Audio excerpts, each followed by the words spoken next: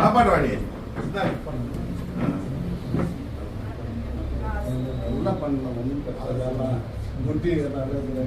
இதெல்லாம் நம்ம ஊர் பாப்பா, நம்ம ஊரு. சரிங்க.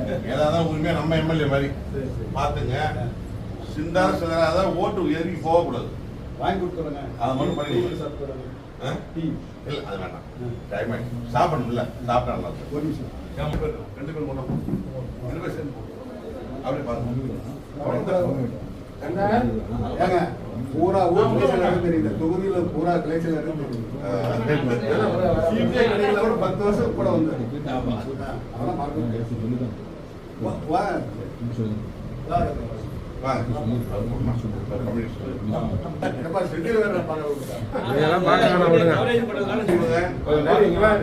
உங்களால்தான் பேசி தகர்க்க முடியும். ஆமா, எல்லாரும் பேசி தகர்க்கக்கூடிய சக்தி கம்யூனிஸ்ட் மட்டும்தான் உண்டு. உங்களெல்லாம் நம்பிதான் நாங்க இருக்கிறோம். நீங்க பேசி என்ன பண்ணோம், எதிரை காலி பண்ணணும், எதிரை காலி பண்ணணும்.